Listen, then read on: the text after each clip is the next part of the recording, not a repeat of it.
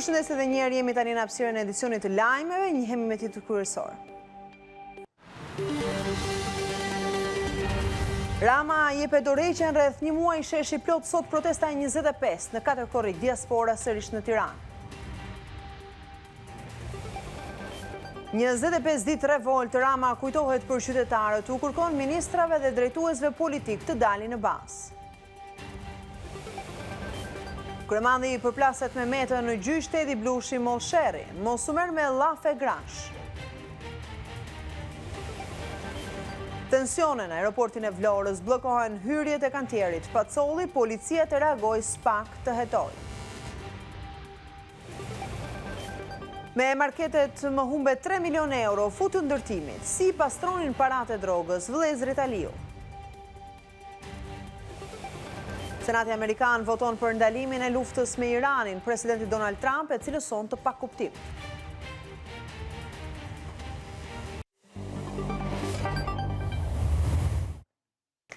Mirë, shojmë dhe një mëngjeshi, zhvillimet kryesore të ditës së sotme me mijëra qytetarë shqiptar kanë protestuar në Tiranë në ditën e 24-të, duke kërkuar me vendosmëri largimin e Edi Ramës. Protestuesit u shprehen të palëkundër në kërkesat e tyre të bëra publike tashmë, duke pohuar se protestat nuk do të ndalen, pavarësisht kërcënimeve dhe provokimeve që janë bërë.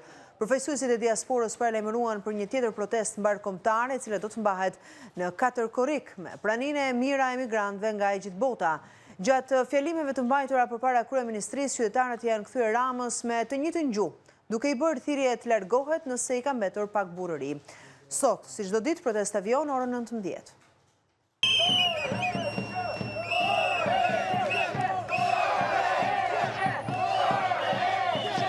Që nga 31 maj pa u ndalur, qytetarët shqiptar u mlodhën në protestën e 24-të duke kërkuar largimin e Edi Ramës. Në protestë, ashtu si në ditët e tjera, janë bashkuar përfaqësues të diasporës, të cilët u shprehen të vendosur për të mbështetur kauzën për të ardhmen e adeut dhe largimin e klasës politike të korruptuar. Ndërkohë që në 4 korrik pritet të jetë një tjetër protestë madhështore me praninë e mijëra emigrantëve shqiptar.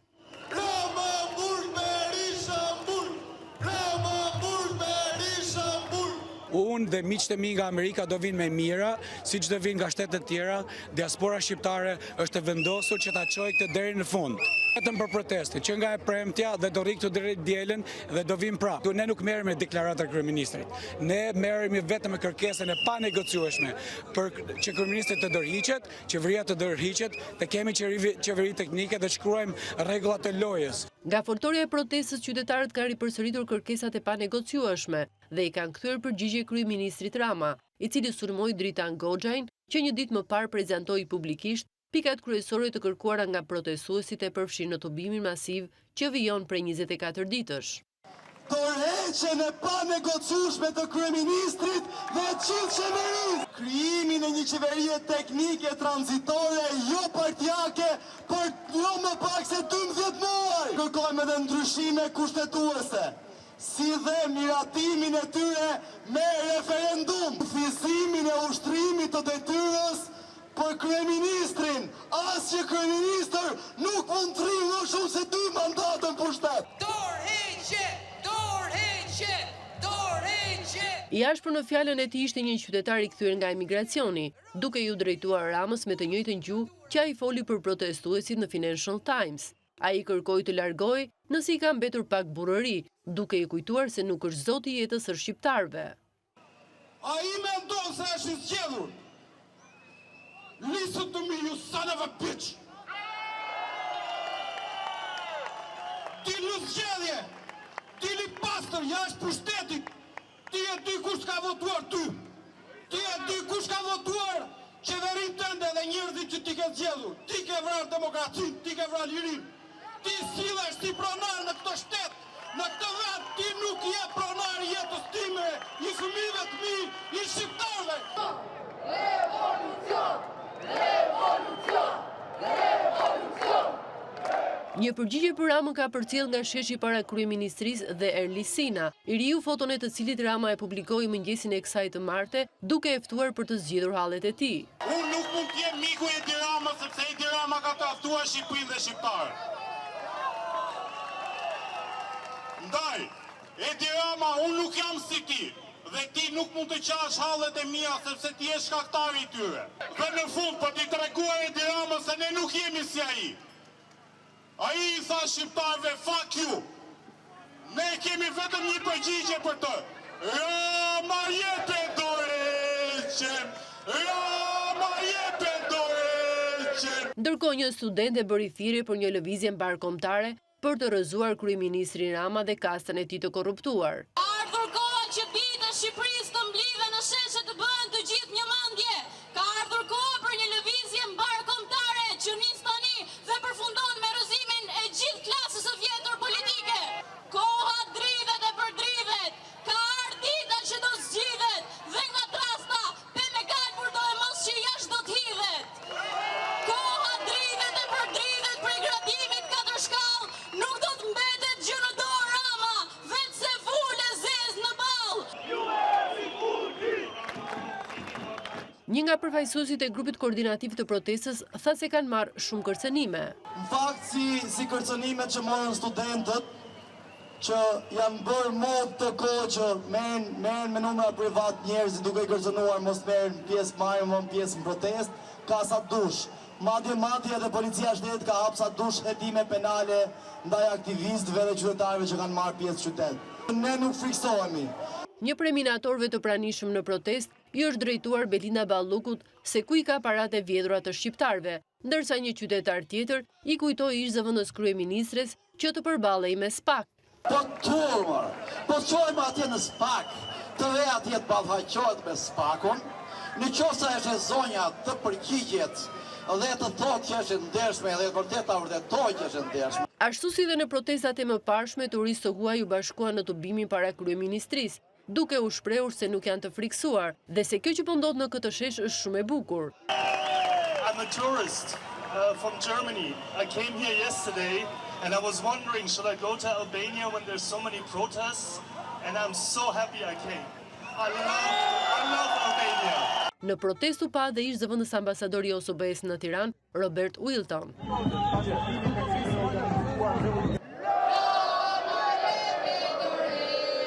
Protesta gjatë gjithë kohës është shoqëruar me ovacione, thirrje patriotike dhe sloganet që janë bërë pjesë e pandare saj. Boll është boll! Boll është boll! Boll është boll! Pas gati 2 orësh protestë para kryeministrisë, qytetarët nisën marshimin nëpër rrugët e Tiranës, duke shënuar edhe kulmin e tubimit.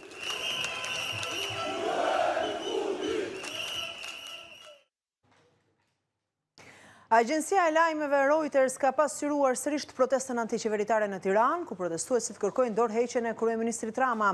Disa qytetarë shprehin pakënaqësitë e tyre duke theksuar se qeveria është e korruptuar. Agjencia e lajmeve Reuters i ka kushtuar sërish vëmendje protestës antiqeveritare në Tiranë. Protestuesit në revolucionin flamingo të Shqipërisë dolën sërish në rrugë të martën në mbrëmje për të kërkuar dorëheqjen e qeverisë dhe reforma sistematike në vend, shkruan Reuters. Studentja 23 vjeçare, Emily Lazri, shpreh se qeveria shqiptare është e korruptuar prej shumë kohësh. Të gjithë ne këtu duam drejtësi, duam infrastrukturë, duam rrugë të reja, spitale të reja, duam mirëqenien e njerëzve, nuk duam një projekt të ri, kjo nuk është ajo që na mungon, kjo është gjëja e fundit që na duhet, Shqipëria ka kaq shumë toka të bukura, nuk duam të shesim tokën tonë vetëm për përfitimin e oligarkëve. Ndërsa një tjetër studente, Elfrida Çupi, shprehet për Reuters se populli ndodhet në shesh për të kërkuar të drejtat. Ne nuk e mbështesim më këtë qeveri. Ne duam të drejtat tona. Jemi këtu për të bërtitur për të drejtat tona që nuk mbështeten më nga kjo qeveri. Ne duam ndryshim për të gjithë qytetarët, një vend më të mirë për qytetarët.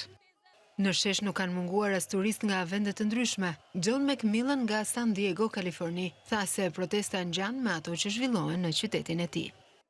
Ndihet si e njëjta gjë që po protestojmë në vendin ton, po e shesim vendin ton për interesat e të pasurve.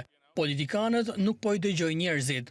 Reuters shkruan se protestat antiqeveritare janë tashmë në javën e tyre të 4 në vendin ballkanik, të nxitura në fillim të qershorit nga planet për të ndërtuar një resort luksoz në zonën e Zvërnecit.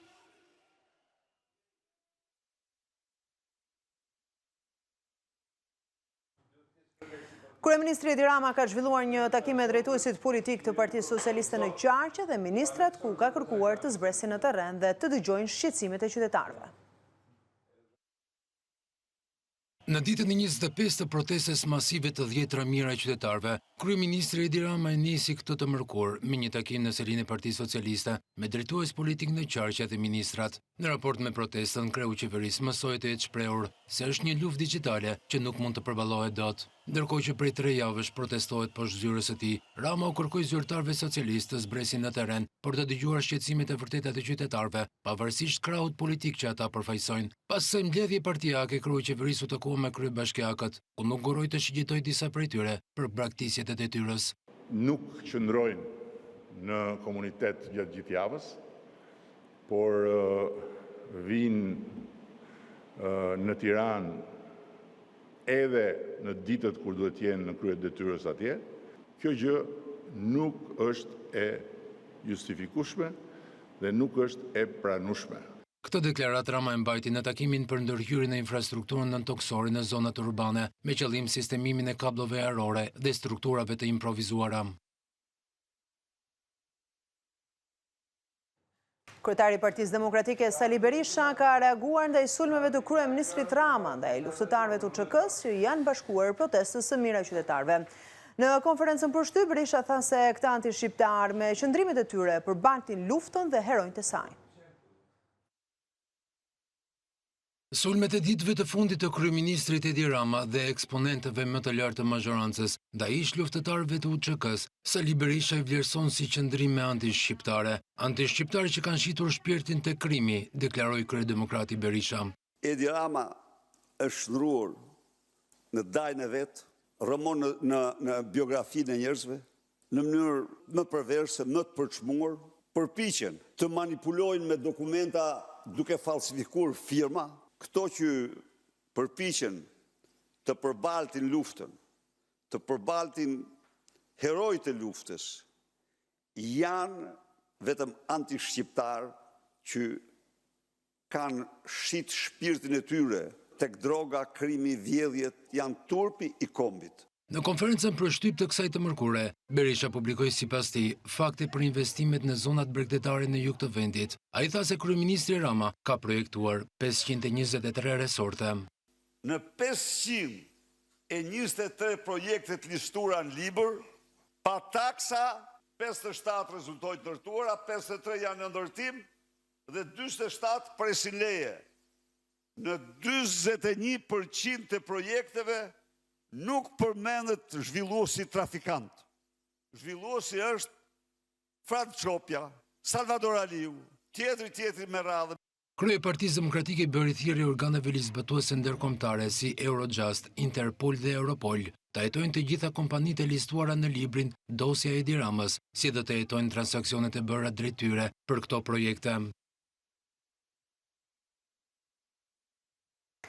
Deputetja e Partisë Demokratike Ina Zhupa deklaron se libri The Albania Files është një dëshmi se si Edi Rama e ka kthyer Shqipërinë në një pronë private. Sipas demokratës, materiali me parathënie të vetë kryeministrit tregon mungesën e transparencës publike për vendimarrjet mbi territorin. Edi Rama e ka trajtuar për vite me radhë Shqipërinë si një pronë private. Kështu u shpreh deputetja e Partisë Demokratike Ina Zhupa, teksa komentoi librin The Albania Files me parathënie të vetë kryeministrit, duke shtuar se materiali nuk përfaqëson thjesht një katalog ndërtimesh, por sipas saj është dëshmi e një modeli ku vendimarrja mbi territorin është përqendruar dhe mungon transparenca publike. Një masakër e vërtet e Shqipërisë për një grush njerëzish ku shqiptarët janë të humburit e mdhenj. Sipas deputetes demokrate, një pjesë e projekteve të përfshira në libër janë realizuar pa konkurim të hapur, ndërsa zhvillimi urban, sipas saj, është shoqëruar me mungesë transparence dhe betonizim të territorit. Në një demokraci normale, transformimi i territorit bëhet përmes debatit publik, përmes planifikimit afatgjat, përmes respektimit interesave të qytetarëve, përmes ndalimit të ndërtimit në zonat e mbrojtura dhe mbrojtjes pa kusht të trashëgimisë kulturore dhe natyrore. Zhupa përmendi gjithashtu projekte të vendosura në zona bregdetare, laguna dhe territore me vlera të veçanta natyrore e kulturore, duke kërkuar më shumë transparencë për mënyrën e zhvillimit të tyre. Në Shqipërinë e Edi Ramës, territori është trajtuar si një plaçk për t'u ndarë. Po flasim për qindra mira dhe me raste dhe miliona metra katror zhvillim të planifikuar në brigje, laguna, në parqe kombëtare dhe në zona me rëndësi të jashtëzakonshme natyrore. Libri The Albania Files është një përmbledhje e gjerë e transformimit arkitektonik të Shqipërisë gjatë 3 dekadave të fundit. Libri mbledh rreth 60 studio ndërkombëtare arkitekture që kanë projektuar ose propozuar ndërtime në Shqipëri dhe dokumenton ndërhyrjet e tyre në territor. Shkojmë tani në publicitet, kthehemi pas pak.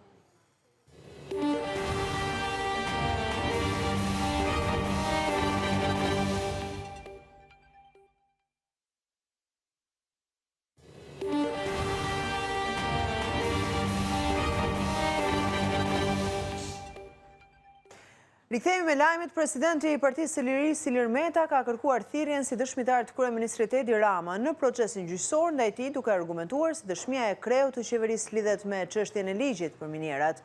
Meta ka deklaruar se kërkesa për thirrjen e Ramës si dëshmitar lidhet konkretisht me sqarimin e rrethanave që kanë të bëjnë me ligjin e minierave dhe proceset përkatëse të vendimarrjes. Ish presidenti Ilir Meta kërkon të ballafaqohet në gjykatën e posaçme me kryeministrin Edi Rama, të cilin kërkoi të thirret dhe të pyetet si dëshmitar lidhur me akuzën e SPAK-ut se në cilësinë e kryetarit të kuvendit ka ndikuar për miratimin e një ligji klientelist për minierat. Përmes avokatit Kujtim Cakrani, kreu i Partisë së Lirisë kërkoi pyetjen si dëshmitar të ish deputetes Esmeralda Shkjau, Gramos Dorruçit, Tauland Ballës, Petrit Vasilit e të tjerë. Kërkojmë edhe thirrjen e një eksperti konstitucionalist për të kuptuar se sa e ka mundësinë kryetari i kuvendit të ndikojë te deputetët për miratimin e një ligji, tha Cakrani. Do ishte me vlerë të thërrisnin një ekspert në fushën e minierave apo një ekspert të pavarur për të parë që nga ky ndryshim ligjor sa subjekte kanë përfituar, për të kuptuar nëse ishte i nevojshëm apo jo, shtoi mëtej Meta. Më herët gjatë seancës ish presidenti kërkoi pyetjen e një sër dëshmitarësh të tjerë, përfshirë edhe biznesmenin Adrian Shatku, i cili rezulton se ka kryer disa pagesa për llogari të ish Lëvizje Socialiste për Integrim për kontratat që kjo parti ka lidhur me kompani lobuese në Shtetet e Bashkuara të Amerikës. Ilir Meta mohon çdo përfshirje në vepra penale dhe i konsideron akuzat të motivuara politikisht, ndërsa konsideron përgjegjëse Monika Kryemadhin, me të cilën për herë të parë që pas divorcit të bujshëm pati përplasje në sallën e gjykatës së posaçme. Nuk ekziston asnjë lloj ndikimi për Adrian Shatkun dhe për askënd tjetër, as një mesazh për Monika Kryemadhin, Piro Xhixhën, Adrian Shatkun duhet të kishte ardhur këtu sapo dëgjoi emrin se ka ngrënë bukë në shtëpinë time. Adrian Shatku u largua në 1989 e mori UDB-ja, pastaj iku në Amerikë. Kjo është histori UDB-je dhe agjentura është greke. Nuk kam asnjë dieni për veprimet e Monika Kryemadhit, i di vetë ajo. Ato historitë e mesazheve i di zonja Kryemadhi. U shpreh Meta. I menjëhershëm ishte reagimi Kryemadhit, e cila i kërkoi ish bashkëshortit të mos merrej me llafe grash. Boll se nuk është ashtu, me llafe që të sill Altin Dumani, thashë the me flet këtu. Mos u merr me llafe grash, akoma merresh me thashë themet e Tedi Blushit, u përgjigj Kryemadhi. Pasi gjykata e tërhoqi vëmendjen Kryemadhit se po prishte solemnitetin e seancës dhe e paralajmëroi se do ta nxirrte jashtë dhe gjobiste, Kryemadhi vijoi. Kam 4 vjet që e dëgjoj dhe e duroj. Edhe baba im të çohet nga varri, nuk e duroj dot më. Do të t'i lexoj unë mesazhet ty, të marrësh vesh. Me llafet e këtij rrogtari merresh ti, tha Kryemadhi, drejtuar Blushit. Seanca vijoi me pretendimet e Ilir Metës, i cili akuzoi SPAK-un për montazhe dhe deklaroi se kundër tij nuk ka asnjë provë. Avokati kërkoi pavlefshmërinë e disa provave të SPAK-ut. Ilir Meta dhe Monika Kryemadhi po gjykohen për akuzat e korrupsionit, fshehjes së pasurisë dhe pastrimit të parave që lidhen me aferën Çesdia apo kontratat lobuese në Shtetet e Bashkuara të Amerikës.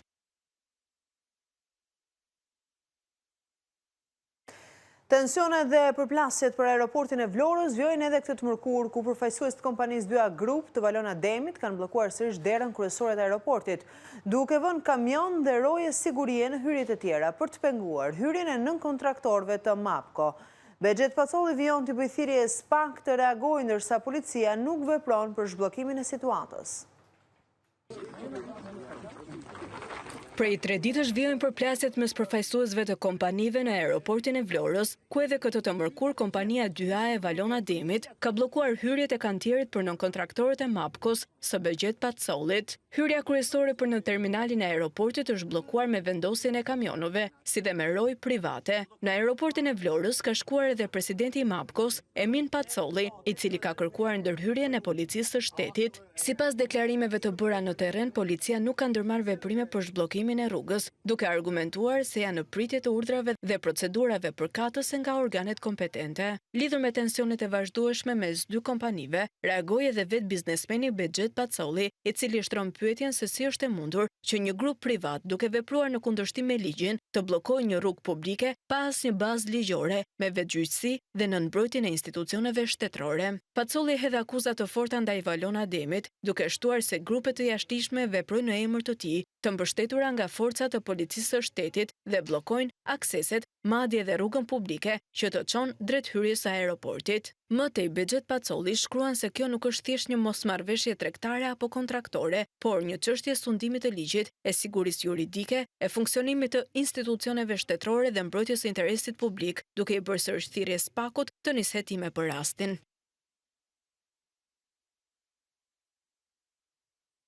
Banorët e fshatit Kreshpa në Cakran protestuan këtë të mërkur për mungesën e ujit pishëm. Ndonse për dekada me radhë është premtuar furnizime e ujit 24 orë. Drejtoria Rajonale e Ujësillës Kanalizimeve në Fier bën të ditur se banorët furnizohen vetëm me ujë 4 orë në ditë, ndërsa situata rëndohet dita ditës. Ndonse temperaturat kanë shënuar rritje të ndjeshme dhe nevojat për konsum të ujit rriten, banorët e Kreshpanit në Cakran nuk furnizohen me ujë të pishëm prej disa vitesh. Të gjendur përballë vështirësive të shumta, ku duhet të udhëtojnë në fshatrat e tjerë për të mbushur ujë, banorët u ngritën në protestë, duke deklaruar se investimi në ujësjellës nuk e zgjidhi problematikën e tyre dhe askush nuk mban përgjegjësi.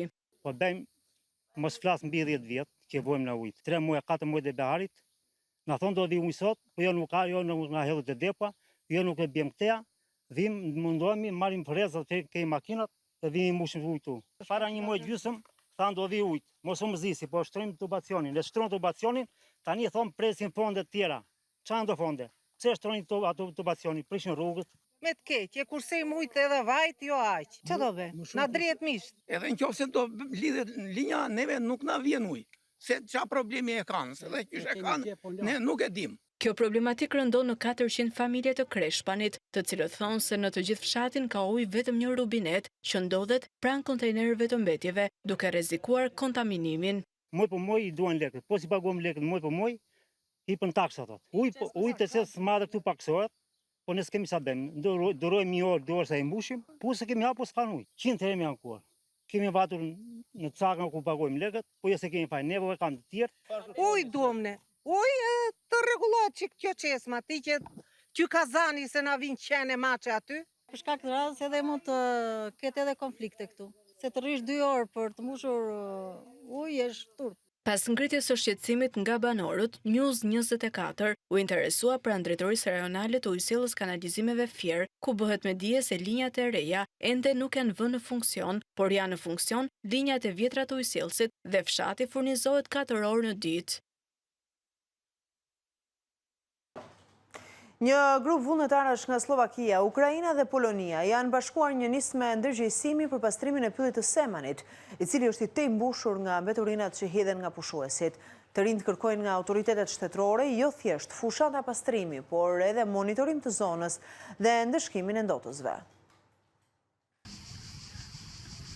Pylli i Semanit është ndërruar në një vend grumbullim mbetjesh urbane ku materiale plastike dhe priqelqi janë hedhur kudo. Ky pyll është pranë vijës bregdetare ku pushuesit pasi konsumojnë vaktet e tyre i hedhin mbetjet në ambient të hapur, duke ofruar një panoramë të pakëndshme për çdo që viziton zonën pas tyre. Për rrjedhoj, 10 të rinj vullnetar nga Slovakia, Ukraina dhe Polonia janë bashkuar një grupi të rinj nga Fieri për të pastruar pyllin e Semanit, duke theksuar se njerëzit duhet të ndërgjegjësohen për të mos shkaktuar dëme të tilla në mjedis, pasojat e të cilit mund të ndikojnë drejt për drejt në ecurinë e turizmit në zonë. Pylli është vërtet i ndotur. Jemi habitur nga gjendja që kemi gjetur këtu. Ndërgjegjësimi nuk kërkon përpjekje të mëdha, mjafton që mbetjet të mos hidhen në mjedis të hapur, por pushuesit të marrin me vete çanta specifike për të futur mbeturinat pas konsumit të ushqimit dhe më pas t'i hedhin në vendet e caktuara.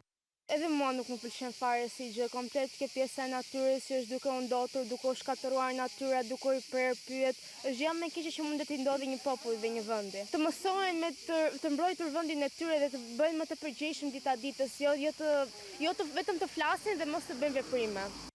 Pylli i Semanit frekuentohet masivisht nga pushuesit kryesisht gjatë muajve të verës, ndërsa nevoja për ta mbajtur pastër është emergjente. Për rrjedhoj, vullnetarët kërkojnë nga autoritetet shtetërore jo thjesht fushata pastrimi, por edhe monitorim të zonës dhe ndëshkimin e ndotësve.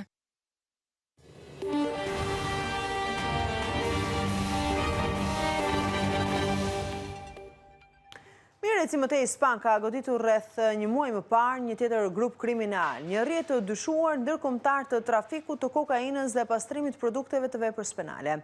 Në shënjestër në News 24, gazetare Sklodiana Lala ka siguruar detaje nga hetimi i prokurorisë së posaçme ndaj grupit.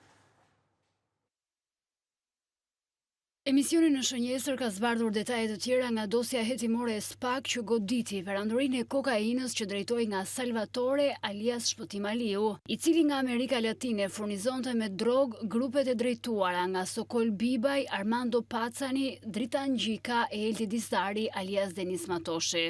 Nga hetimet rezulton se Shpëtim Aliu bashkë me të vëllain, fillimisht kishte ngritur rrjetin e marketeve Roadhouse në Elbasan, i cili rezultoi se nuk ishte fitimprurës dhe milionat e fituara nga shitja e kokainës vendosin të investojnë në ndërtim. Me marketet më humbe 3 milion euro, futi ndërtimit i shkruan Shpëtim Aliu vëllait të tij Isait, i cili sipas SPAK menaxhonte dhe pastronte paratë e kokainës në vlerën e të paktën 30 milion eurove në vetëm 2 vite. Në dosje sqarohen detaje edhe rreth grupit kriminal të drejtuar nga Sokol Bibaj, i cili mburrej se do të përmbyste Europën me drogë. Paratë e kokainës dyshohet se i pastronte në Shqipëri vëllai i tij Nikol Bibaj, ndaj të cilit po ashtu është firmosur urdhër arrest. Në një mesazh zanor dërguar të vëllait Nikolës, Sokol Bibaj kërkon që ai të mos përfshihet në trafik droge, pasi në këtë mënyrë rrezikon bizneset. Sokol Bibaj dërgon mesazh zanor vëllait ku i thotë: "Pronat janë në emrin tanë, na lere hac, po ju dal unë doni me u bë krejt tu marr me mall. O zotni, rrin punë tane o vlla. Rri e shif punën tane, e ke provuj këtë punë 100 herë s'ka ec. Nuk ke pse merr punë tjera, ma emrin pastër." Salvatore Aliu, që është edhe personazhi kryesor në organizatën kriminale, flet një chat me Eldis Dizdarin dhe Armando Pacanin, ku koordinon nisjen e sasive të mëdha të kokainës drejt porteve të Evropës. Ndërsa furnizon edhe Dritan Gjiken, i cili njihet me nofkat Shkodra, Naqe dhe Shkodrani. SPAK shpjegon edhe mënyrën se si mundi të identifikojë ata që i konsideron bosët e drogës. Armando Pacani dërgoi në Sky foton e pasaportës së vajzës dhe shkroi: "Shif si më ka dalë në foto kjo Gjermania." Sokol Biba informoi se ditën që nxori ngarkesën e kokainës kishte ditëlindjen. "O vëlla, nxora 3.8, kam ditëlindjen sonte o vëlla im, mbusha 38 vjeç." Nga verifikimet ka rezultuar se Sokol Bibaj ka lindur më 10 nëntor 1982 dhe komunikimi përkon me datën 10 nëntor kur ai ka festuar ditëlindjen. Ndërsa Dritan Gjika udhëtoi drejt Shqipërisë me urgjencë sepse siç shprehet kishte plakën pa qejf, udhëtim që u provua më pas edhe në Tims. SPAK goditi organizatën e drejtuar nga Salvatore Shpëtim Aliu dhe firmosi 10 urdhër arreste, po ashtu sekuestruan pasuri me vlerë rreth 150 milion euro. Me këtë informacion kemi ardhur në fund të këtij edicioni informativ. Klikoni në balkanweb.com, do të njiheni aty me zhvillimet nga vendi, rajoni dhe bota, si dhe mund të na ndiqni live nëpërmjet live streamit ton. Faleminderit që na ndoqët.